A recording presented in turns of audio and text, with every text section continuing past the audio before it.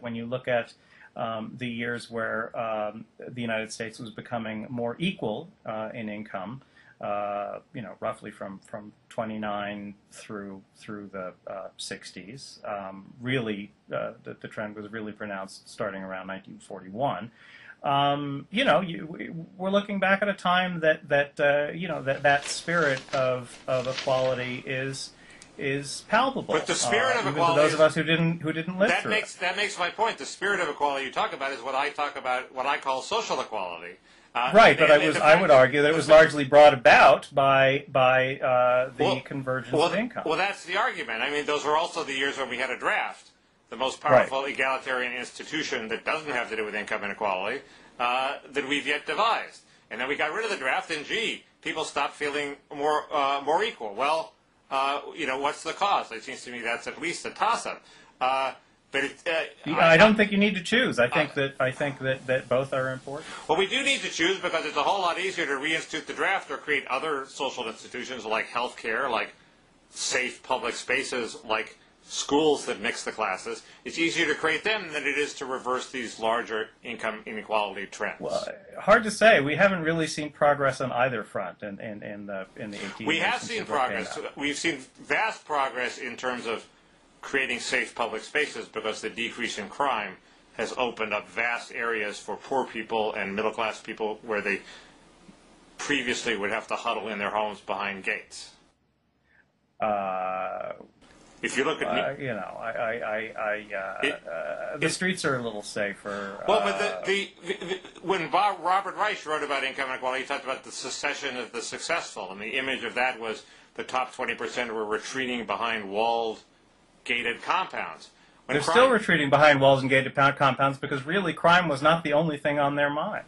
I think, well, it'd be interesting to see whether they are. My guess is that they look sort of foolish and that they're not retreating at nearly the same rate that they were in the Dinkins era of the 80s and 90s. And that, in fact, I think rich people sort of want to mingle with the rest of society because that's what's good about American society is you can go out and live a great life as part of the masses, and rich people like to do that too. I think only nice rich people like to do that, and a lot of them are journalists. You mean they go to NASCAR races, but they go to the VIP section? Right. I think most rich people are not like that. It's possible, but that's the argument. The final issue, of course, is I would argue that even if what you say is completely right, and how are you going to change it? Right. Just because you've identified the causes doesn't mean you've identified the cures. Right. I do not pretend to have identified the cure, but I think that one thing that we have established, one thing that the piece did establish, was that you could raise taxes at the top by a lot, and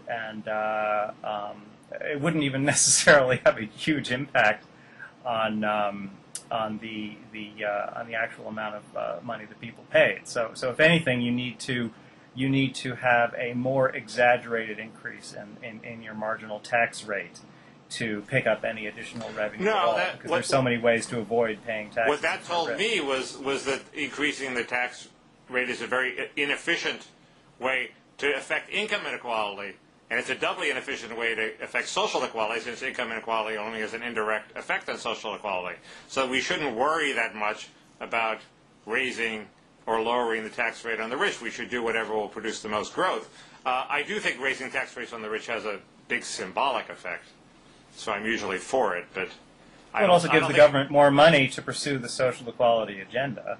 Right, but at some point it very quickly begins to have bad economic effects. So yes, I do not believe that you can come anywhere close to achieving equality just through raising taxes. But I think it's certainly not a bad start, and you have to think across a wide range of macroeconomic policies